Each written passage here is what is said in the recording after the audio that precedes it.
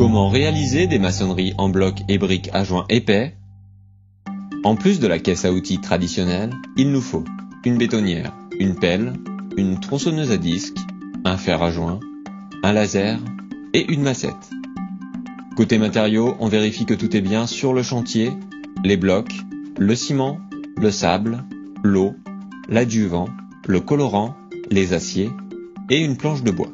Pour votre sécurité, n'oubliez pas les gants, le casque, les lunettes, les protections auditives, le masque et les chaussures de sécurité. Première étape, la pose du premier rang. Dessinez l'implantation des murs avec le cordeau à tracer.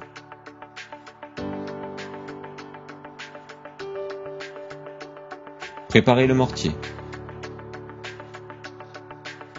N'oubliez pas d'y ajouter un adjuvant hydrofuge pour éviter les remontées d'humidité par capillarité. Nous vous conseillons d'utiliser un colorant pour vous assurer que l'adjuvant hydrofuge n'a pas été oublié. Votre mortier est prêt. Il doit être de consistance ferme comme un mortier de chape. Avant la pose, humidifiez le support. Posez le mortier à la truelle sur le premier angle. Commencez par poser le bloc d'angle face pleine sur le dessus en vous aidant de la massette. Vérifiez le niveau et l'aplomb.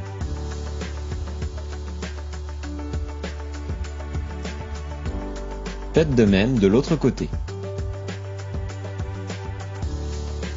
Utilisez le laser pour l'altimétrie entre vos deux blocs.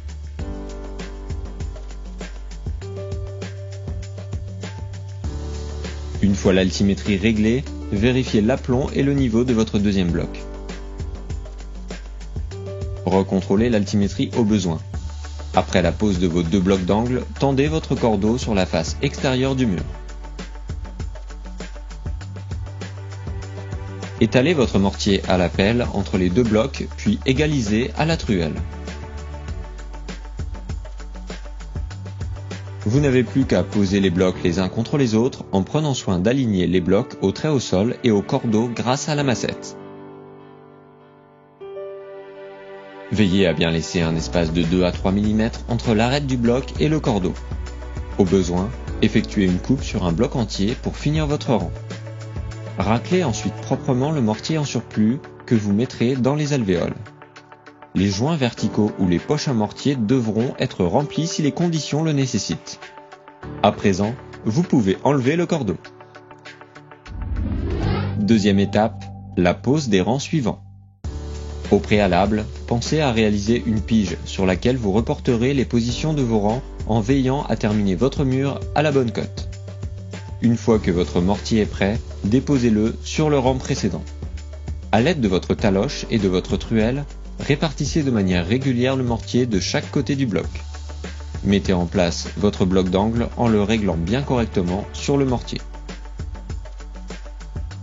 Le décalage des joints verticaux de deux assises successives doit être compris entre le premier et le deuxième tiers du bloc précédent. Vérifiez l'altimétrie à l'aide de votre pige. Réglez l'aplomb, le niveau et l'alignement. Faites de même sur l'angle opposé. Posez votre mortier, posez votre bloc, réglez-le. Tendez votre cordeau entre les deux blocs sur le côté extérieur du mur. À présent, posez votre mortier sur le rang avec la même technique afin d'obtenir un joint régulier et sans rupture. Dès que le lit de mortier est prêt, posez vos blocs en les alignant au rang précédent et au cordeau. Réglez leur position avec la massette. Raclez le surplus avec la truelle. Remplissez les poches à mortier si les conditions le nécessitent, comme pour le rang 1. En cas de façades apparentes, vous veillerez à passer un coup de fer sur vos joints pour en améliorer l'aspect. Troisième étape, le chaînage.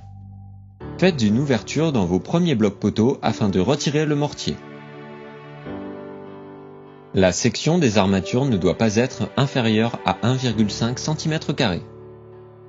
Assurez-vous que le béton remplisse bien parfaitement l'intégralité du chaînage.